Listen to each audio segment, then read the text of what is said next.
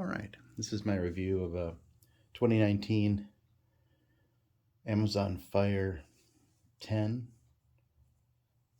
This has been adjusted a little bit for my purposes. It's running Android 9, which I think they call Pi. And I've reset it up. So normally you type in a pin. I decided I wanted to change that up, and so I have this set up with a pattern. And I've installed some software.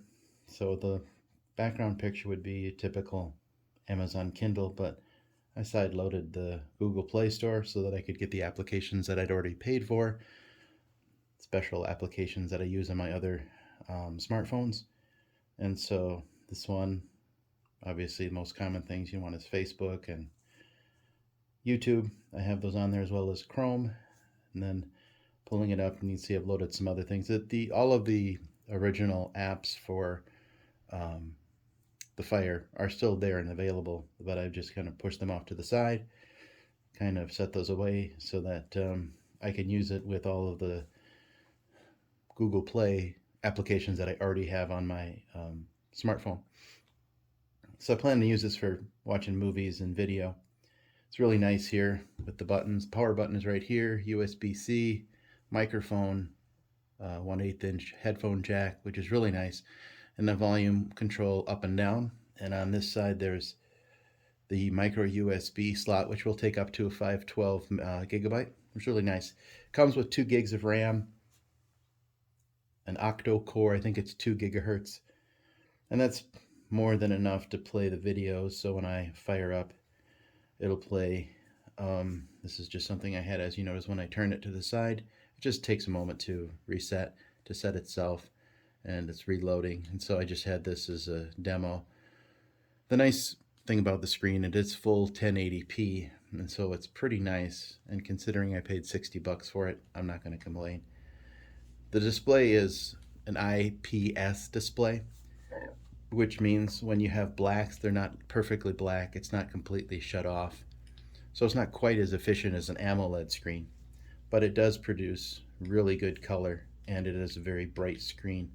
Even in this full, not quite direct sunlight, but very well lit, it turns out very nice. I'm using Facebook. It loads up pretty fast. It scrolls really nicely. I'm really pleased with that. So that's pretty good. The nice thing is the price when you get one used. You could see on this one with used, you might be able to see some marks on there, but there's really no damage or anything like that. The camera on here is really nothing to write home about. I think it's a 2 megapixel, and then the one on the front here is also a 2 megapixel. It's not something you're going to be taking a lot of pictures with, but if you do take the pictures, they'll be adequate, good. Not as good as the Pixel, the new Pixels, or the new Samsungs, or the new iPhones, but you don't normally use your tablet as for photography.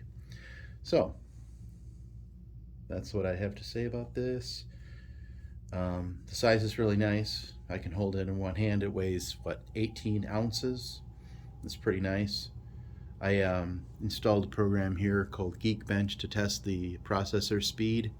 It's not the fastest processor on the market, but it does well for what I intended to use it for.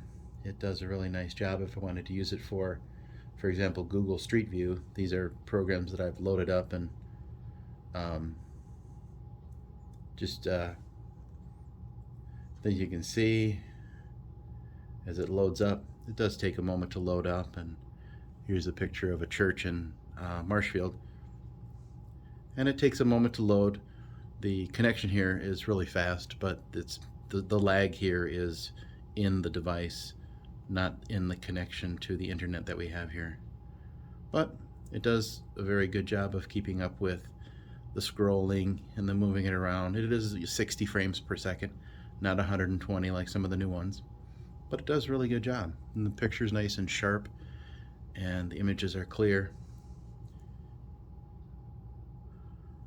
What else could I say about this? Yeah, I did install the Google voice and disabled Alexa. Sorry, Alexa. Yeah, well, I guess that's all. Also, another thing that I have a program on here that I installed to monitor various activities in the parish. So if we wanted to see what's going on, this thing is great. So if I wanted to see what's going on, it's got a nice big screen, much easier to look at than my phone, and I can just leave it set there.